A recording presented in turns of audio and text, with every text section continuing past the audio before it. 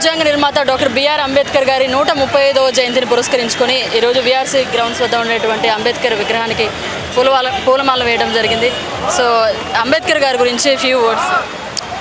అంబేద్కర్ అనేటువంటి వారు ఒక గొప్ప మానవతావాది, ప్రపంచ చరిత్రలోనే పేరుకోగొన్నటువంటి గొప్ప మానవతావాది.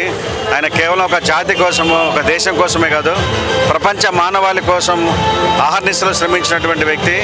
వారు ముఖ్యంగా భారతదేశంలో ఉన్నటువంటి నిమ్న వర్గాల కోసం, వారి యొక్క అభ్యున్నతి కోసం ఎంతో పోరాటం చేసి భారత రాజ్యాంగాన్ని రచించి, భారత రాజ్యాంగంలో అన్ని వర్గాల వారికి సామాజిక న్యాయం చేకూరేలా అన్ని నిబంధనలు రూపొందించారు.